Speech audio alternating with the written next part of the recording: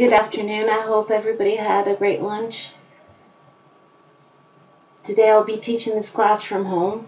Remember that although this is pre-recorded just a few minutes before you start the actual class, I'm available in the chat box. So if you can go in, if you have a YouTube account or if you have a Google account, I believe you can sign in and you can write to me and I'll be able to communicate with you in the chat box. I'm not sure if Unbedded was able to do it, but if she wasn't able to do it, somebody in there can make sure that you open this video with the chat box so that you can see the chat box, because I'll be writing stuff in it and you can write to me in it. So I'm actually here right now. I am, but I'm not. Like, I'm in the chat box, but what you see on the screen has been pre-recorded, although I am here. Today the topic of this class is, I'm just going to say a word and I want you to think about what it means. I want you to think about the first thing that comes to mind when you see the word. This is often how I introduce a topic to you, because I want to make you think about different things, and I don't want to give you the answer straight away. I want you to think about things. Let me share my screen with you so you can see what I'm writing. I'm going to put this down here and I'm going to show up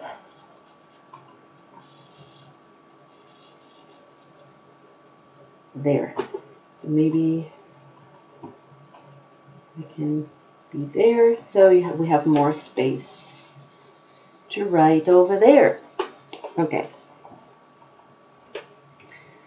The word is matched. Matched. First of all, think about the word matched and what it means in many different contexts. Do you understand what that is? Context, sammanhang. So you can use the word in different contexts. You can use it as a verb, to match. And you can say, this sweater matches your skirt. They are both the same color. Right? You can say, the sweater matches your skirt. They are both the same color. A different context to use the word match. Jake lit a match and then lit his cigarette. So here you have the word match. Here the word match is not a verb. It is a noun. What is a noun in Norwegian? Noun, substantive. In here, when I say this sweater matches your skirt,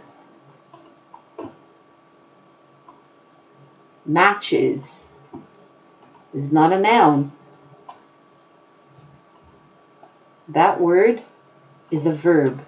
A verb, and you know this because you studied this in 8th grade, 9th grade, 10th grade. You studied in Norwegian. If you took Spanish, you also studied that in Spanish too, or in German, if you took German in junior high. So you probably know this by now, but I feel like it's always a good thing to repeat certain concepts, because you will be using these concepts in language from now on. You will need these concepts when you go into Norwegian next year. You need to know what a verb is. You need to know the difference between a verb and an adverb and a noun. And remember, the shorter sentence that you can make is going to have a subject and a verb. The shortest sentence that you can ever make. So if I say, She eats. She is the subject of the sentence. Eats is the verb. So it only has two elements, but it's still a sentence. Subject and verb.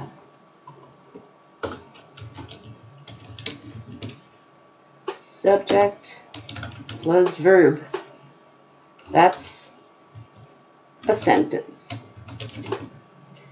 And I may keep saying this until I'm blue in the face, until you're blue in the face, until you can repeat it yourselves. I'll be saying this a lot because that is the core of what you need to move on at this level.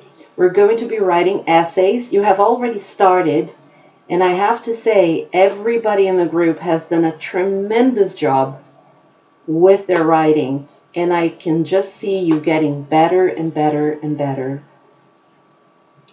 So what we're going to do is continue to talk about the topic today, matched. Let's go back to the very top. Matched. As a matter of fact, let's just bump these. Yeah, there we go. I only need the word matched. There it is. Matched. So I am sure people around the class right now are having different ideas of the word matched. I said something about to match, verb a match, you light a match. Actually, you know what I should have had? Dang. I should have had a match and I should have gone like this for effect. That would have been great. That would have been spit on your neck, kick you in the crotch, fantastic. But I do have up there, I do have like a fire detector. And that fire detector is extremely, smoke detector, not fire detector. It is extremely sensitive. Here I am one day doing my hair. I had the hair dryer and I was singing a song and doing my hair, and I had Drag Race on Netflix in the background. All of a sudden I hear this huge alarm go off, and it was so loud. And the next thing you know, the fire department came here, because this is super sensitive. So let's just forget I said that. I'm glad I didn't light a match. Anyway, matched. So what is it all about? What are we going to talk about in this class? Are we going to talk about lighting a match? Lighting a cigarette? Nope. We're not going to be talking about that. Are we going to be talking about to match? Oh, this sweater matches my skirt. No, we're not going to be talking about that. But we are going to be talking about matching. When you match people. Have you ever heard of a website called Match.com? Okay, let me make this a little bit smaller. There we go. I hope you can see it, that it's not too small. Match.com. What is that website for? It has been around for quite some time. If you Google it, everybody's best friend, Google, you go ahead and Google it, Match.com. And you will find out that Match.com is a website where people go and they find each other. You find each other. So what you do is you create a profile. First of all, you tell them what you're looking for. This happens to be Norwegian because Match.com is now in a format where wherever in the world you are, it will match you with people in your local area. So it says, I'm looking for a man, I'm looking for a woman. And then you talk about who you are and you write your profile about your likes and dislikes and And it's also always when people make a profile for these things, they take a selfie, they play with their angles. I'm sure that everybody knows that when you take a picture, you take a self-portrait or a selfie with the angle from up, down like that, with the phone like that, it makes you thinner, it gives you better angles, it's very slimming and flattering. So you can also use filters and Photoshop your face a little bit. That day that you decide to take a picture for your profile on your dating app is the one day that you have a huge zit on your nose.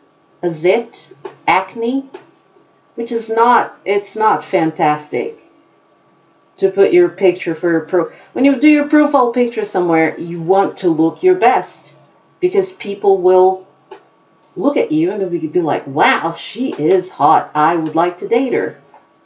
Yeah, they're going to read the information. She is a student, she is studying to become a nurse, and she loves reading, and she loves walks on the beach. Yeah. You want to know what the person likes and stuff, but the picture has a great impact, has a tremendous impact on how you will feel that spark with someone, because there is a lot of physical attraction in this.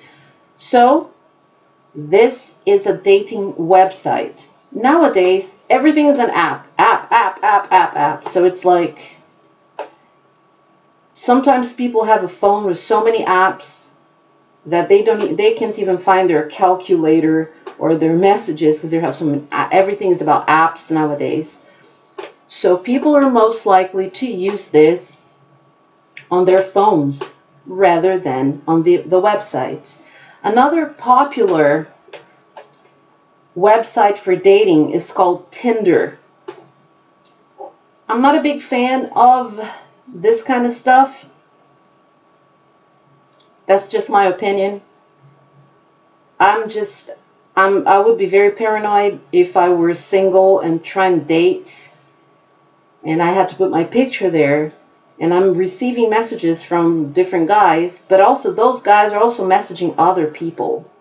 And I am incredibly jealous in my relationships. I don't like competition, like having to compete for someone's affection. I like to be like, he's in love with me, he wants me, and we're a couple, and we're happy, and that's it. But that's me. Some people are okay with, okay, I want to date a few guys to see if I find somebody I like. I was never that way. But some people are fine with it. They do the Tinder thing, and it works for some people. So Tinder is very popular. Another very popular website, I don't know if it's a website or just an app, is called Grindr. It is a website for gay men. And a lot of gay men say that is a fantastic website, and they have found their match. So you can also use the word match as in, if a person says, I found my match, that means I found a person that matches me. Just like the sweater matches the color of the skirt. That person matches me, matches my personality. And yeah, you can also use the word match. You can expand it and use it as an adjective. Matching. My cousins are twin sisters. They always wear matching outfits. Do you know any twins who always wear matching outfits? And then you don't know who is who because maybe, well, I like it when twins, one wears a blue outfit and the other one wears maybe a pink outfit and they have the same kind of fabric and the same style, but they're different colors, so you know who is who. I have had many students over the past 30 years as a teacher. I started teaching when I was not that much older than you girls. I started teaching, I was 18 years old. I was a student teacher first. I was going to university and teaching at the same time. And then after I graduated, I became a full-on teacher. But I've been a teacher in some capacity for 30 years. And in the past 30 years, I have met many students who were twins. And it's not easy to tell them apart the very first few times. But then you always find a distinctive characteristic.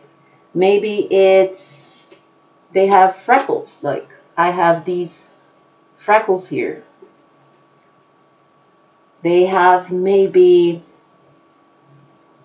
a birthmark somewhere.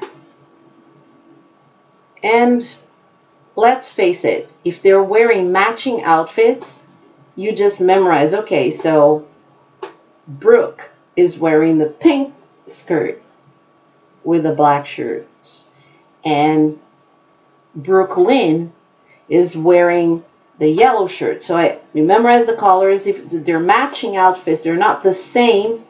You have to understand the difference between matching and the same. If you say, oh, we're wearing the same outfit, that is the exact same outfit. Looks exactly the same.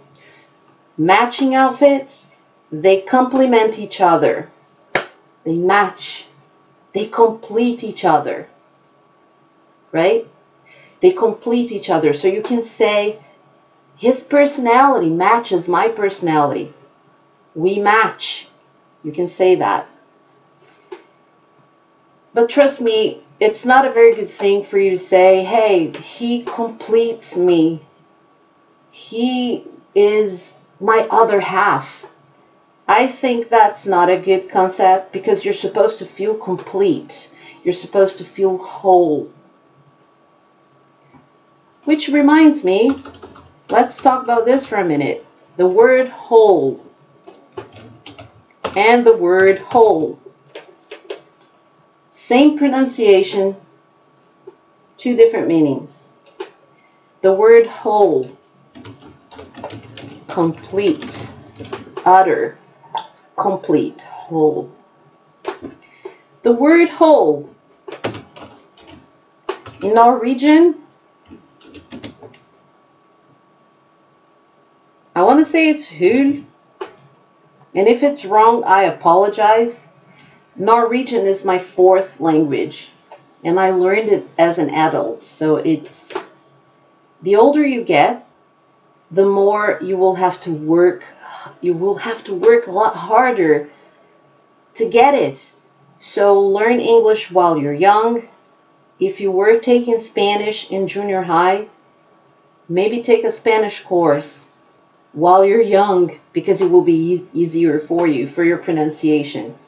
The good thing about adults studying is that you have more organization skills. You can organize things. You know how to study. You know grammar. I understand that some people are like, oh, grammar, ugh. But grammar can help you. Structure, grammar. Struktur, grammatik, structure and grammar. See, I try my best with Norwegian. Even if I don't think that I'm rocking it most of the time, I try. And that's what I want you to do too. Even if you feel a little funny, you're like, I don't think I know that much English. I don't think I'm that good, but try anyway. Because trust me, I've been living here for 18 years. When I first started with Norwegian, I was afraid of speaking because I would say something and people would go, huh? And I was like, dang, I tried. And they didn't even understand me. Or they would do this, which I really, really hated at the time. I would be saying something like, hvordan sier man det på norsk? And they would say, oh, you want to know how that is, you want to know what that is in English? They would try to help me, but they would switch to English. And that is very insulting. It's like, oh, you dumb bitch, don't you speak Norwegian? you don't know any Norwegian, I'm gonna speak in English to you because you don't speak Norwegian well enough to understand this. But nowadays, I'm more like, yeah, I can understand a lot more than before. But when I talk, am I self-conscious? Am I like, oh, I don't think I'm doing a fantastic job, but I try. Because when you try, you will succeed. Try, try, try. Don't give up. When I'm in the classroom with you, I want you to try to speak to me in English, and I want you to try to speak to each other in English. That's the only times when I will be speaking English to people, is when I'm teaching classes, when I am talking to people on a personal level. But in my everyday life, I try to speak Norwegian. And when you go to Australia, remember yesterday? Yesterday, we were talking about some people, what they're proud of, and what cities in Australia they worked in. Do you remember that? All right. Who remembers one city in Australia, starts with letter A, and when you go to that city, you better be speaking English to people. Starts with letter A. If you said Adelaide, you're right. What was the other city that we talked about? I'm just giving you time to say it, or maybe write it in the chat box. It would be so neat if some of you had your computers and you actually went to, this is where my stuff is. On YouTube, Pollyanna Niels. I'm not trying to be a YouTuber. I'm not trying to be all popular and cool or anything, but I've had this YouTube channel for 14 years, and I have like a very pathetic number of subscribers. I have 109 subscribers. Ugh. I'm not trying to be a YouTuber. There are enough YouTubers out there. Some of them are great. Some of them are not so great. Some of them are idiots. And I really don't care much for trying to make content for people to come and comment and give me likes, and I don't have the stomach for that, and the trolls and the cyberbullies. But that's my YouTube, Pollyanna Nielsen. So if you go to YouTube right now, you log in with your Google account, your YouTube account, then you can type to me the answers to what I'm asking, and that'll be so cool because I'll be able to see it. I'm sitting there in the chat box right now. Hey, although this has been pre-recorded, so you can go in there and type to me. I hope people actually do it, because that would be so nice if people did. So somebody was from Adelaide. We're doing the work yesterday about what people are proud of, what they take pride in. And somebody said they were very proud of working with elderly people, and the mother of one of those elderly people came in, pulled her aside and said, "My mom appreciates you and sees you like another daughter." I think she said daughter instead of daughter, with a different accent. What city was that? Starts with letter P. Maybe somebody's typing in the chat box. Maybe not, in which case I'm making a fool of myself right now. Starts with a P. I'm just going to count to 5, and I'm going to let you go and type this in the chat box. Because I think that in a class with 15 people, there's going to be one person who's going to open their computer, go into my YouTube, and try to type to me. If not, I think I'm going to be a little bit disappointed, but not too much, because I mean, oh well. All right, did you write it? If you wrote Perth, you're right. The lady worked in Perth. There was also another city in Australia that was mentioned in what we did yesterday, starting with a D. This is also the name of a very famous scientist who connected human and monkey with one ancestor in common. We don't come from the monkey, but we and the monkeys, we come from one type of thing that was really similar to each other. Did anybody write this down? And the city in Australia was Darwin. What else was there? I believe there were a few people that didn't talk, a couple of people that didn't talk about where they were from, but the next city is the city lots of people think is the capital of Australia, but it is not. Starts with letter S. That is so easy. I'm pretty sure everybody has already guessed it. Sydney. Sydney. Okay, this was just a little recap from yesterday, and also part of learning English in Norway has been very connected with teaching you kids about the geography and the history of countries where English is spoken as first language. So I'm sure when you were in junior high, you had to study about Great Britain, and you had to study about Canada and the United States and the geography and the history of these countries. And I think that's great. Like we're talking about Australia here a little bit. However, there's something called fagfornyelsen, which means that now the focus is on language. Let's speak better. Let's understand better. Let's write better. And let's get way better at structuring our sentences, our paragraphs, our essays. Because in the future, you may need to write a report in English. And then it will be really cool if you can do it well. Which you will, because this year, we're going to rock this. We're going to do this. Anyway, so those 4 cities are in Australia. Sydney is not the capital of Australia. The capital of Australia is Canberra. Canberra is the capital of Australia. Anyway, let's go back to the topic at hand. And I was talking about matching personalities. When people match, de passer sammen, and people match, matching personalities. I can say we have matching personalities. I also said something about being whole, being complete. And you should be complete. You shouldn't be like, oh, I don't have a boyfriend. There's something missing in my life. I am not complete. And then you find a boy, oh, he's so cute.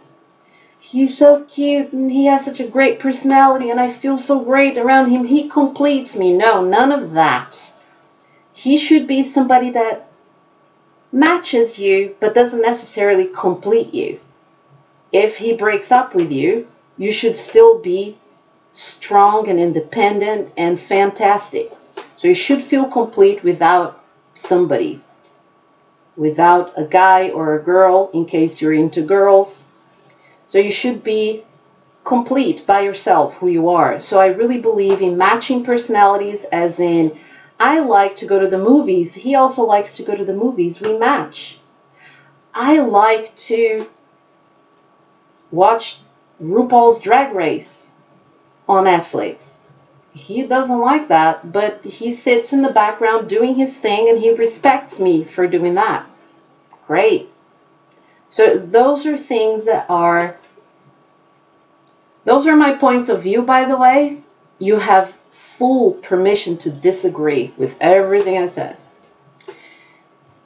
So matched. I have been talking for almost 30 minutes introducing what we're actually going to be doing, which is we're going to be analyzing a text.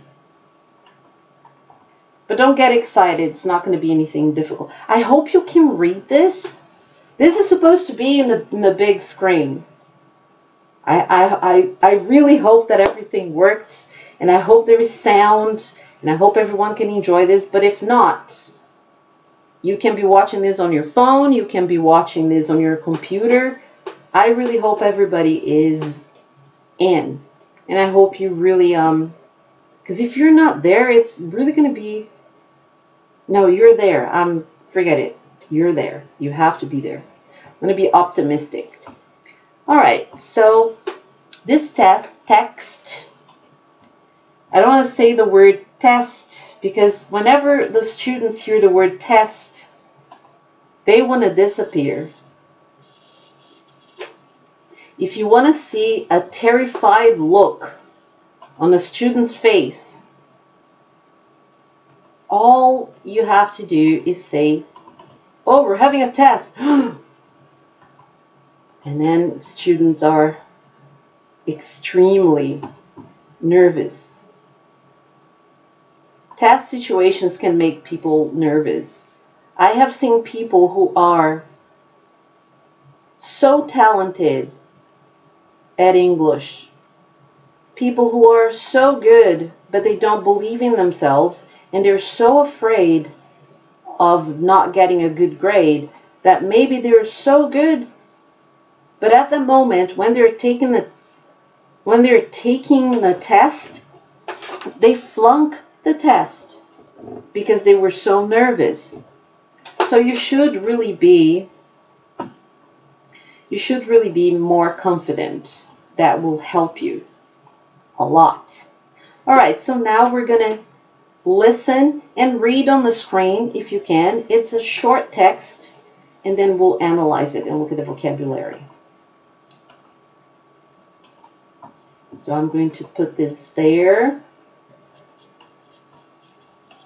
I am going to hope for the love of God that this is big enough for you to read. And I'm going to play the... I also hope that the sound is good enough, but if not, I'll give you a link where you can listen to it yourselves. Shortcut. Matched. A man and a woman in New York City meet through a dating app. Their friends have made them try the app, even though neither of them liked the idea. The man decides to contact the woman because he likes her profile, and because she is wearing a scar from a TV series called Doctor Who in her profile picture. They soon find out that they have many things in common. Both are usually quite shy, and for this reason they have had problems finding a partner. Now they are really enjoying flirting online. Soon they are texting each other all the time. When they decide to go on a date in real life, it becomes difficult. Neither knows what to say, and there is an embarrassing silence. They are about to give up. Then the man has the idea to send the woman a message that says, "Well, shit, we're not very good at this, are we?" The woman reads it and laughs, and they continue to chat in the way they feel most comfortable, through their phones. So this is an example of people who met online. People who met online and what happened once they met in person.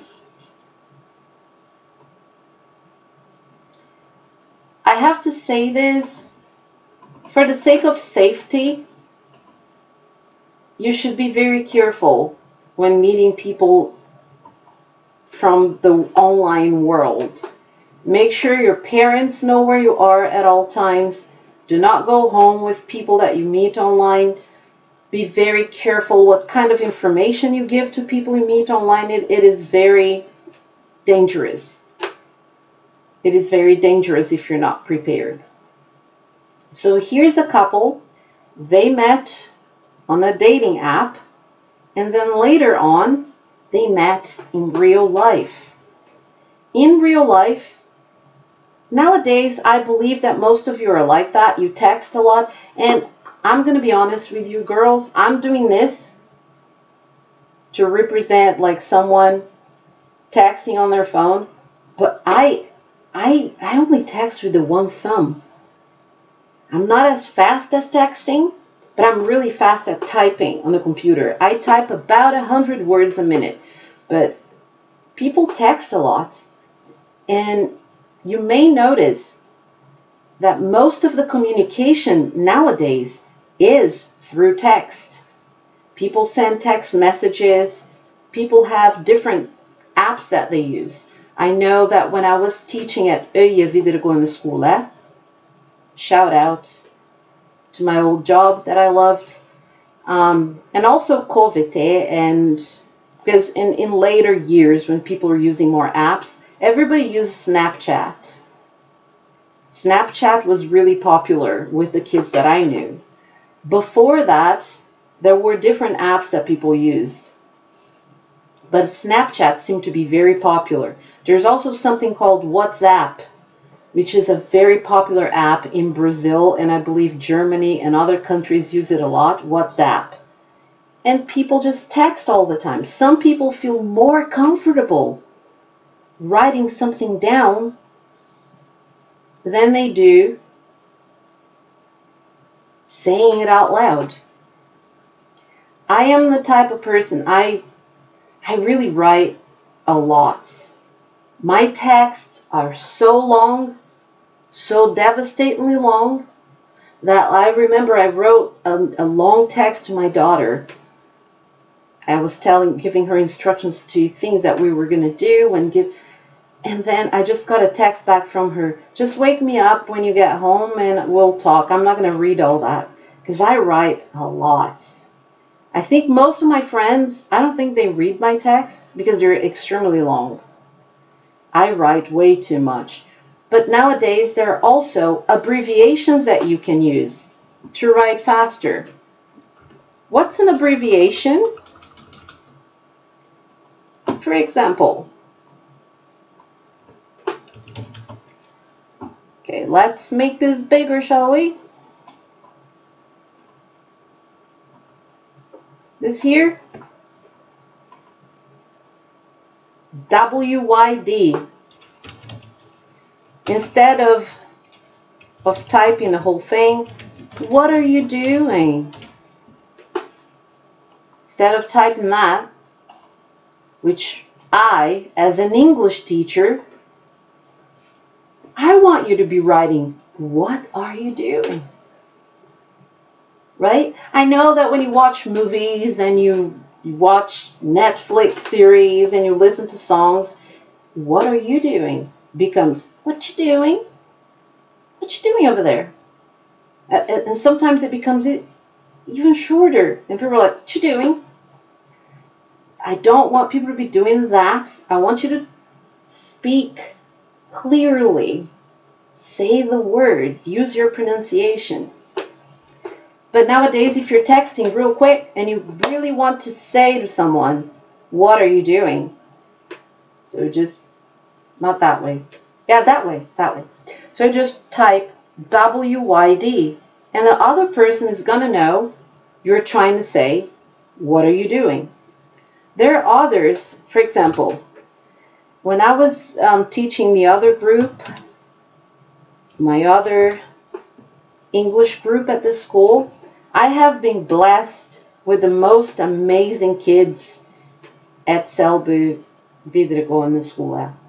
I'm always impressed by Norwegian students, how respectful, polite they are, hardworking. I am always very impressed. You do more homework than kids in Australia, than kids in Brazil. That's my perception anyway. I loved my students in Brazil. I'm still in touch with some of them that I saw as little children, and now they're doctors and lawyers and teachers and professors and doing different things. But I was very blessed with you guys here. Anyway, so I was talking to the other groups, which is a group predominantly made out of boys. And of course they know this one. Sup. It's very gangster, very, very, very informal. This sup should never be anywhere on an essay, written language. I was talking to Linda. Hey Linda, I hope Linda is there, because if Linda is not there, this is going to be a complete epic fail. Me saying, hey Linda, and people are like, hey, Linda's not here today. And I was talking to Linda about, she expresses herself in very good English, and she knows a lot of colloquialisms, informal language, which is very good to communicate. But when you write an academic paper, she knows she's not going to be writing sup. She writes a formal letter, she knows she's going to be writing, how are you today? Sup is actually supposed to be what's up, which means how is it going? How are you? What's going on today? Yeah. And then what's up became shorter and shorter and shorter, and then it became sup. So a text message can look something like this.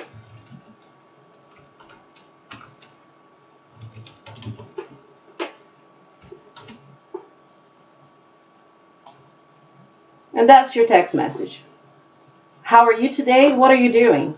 And you only used 6 letters. So some of those abbreviations, and I think there is a place and a time for everything. When you're writing to your friends in English, use the abbreviations. I always point to the wrong, I'm terrible at directions. I always point to the, use the abbreviations. Now I look like I'm doing the Charlie's Angels thing. I am not doing a very good job being funny. I think that's the reason why I gave up a career in stand-up comedy and became a teacher instead. But that's a story for a different day. So use the abbreviations. SUP, WID. Use those abbreviations when you're sending a text, because that will make your text quicker. You'll be able to send it quicker. And it's very effective. It's extremely effective. But in academic papers, in any text that you write, to me, do not use that. Use that with your friends. Use and abuse it with your friends. Send your text like that. But then be sure to use complete sentences when you type essays, paragraphs in academic work. In academic work, anything that's shortened is not great. In academic work, if you want to say, I'm Tina, you're not going to write you're going to write, I am Tina. I've been living around the world for the past few years. Instead of I've, you're going to write, I have been living. Instead of doing something like,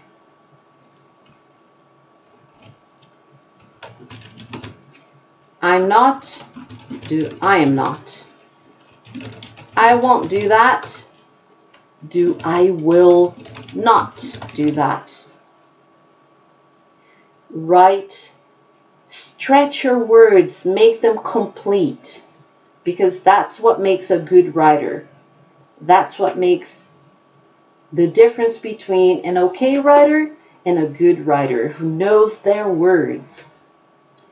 I have been talking for almost 45 minutes, and I don't believe that if I speak for much longer that this is going to make a difference.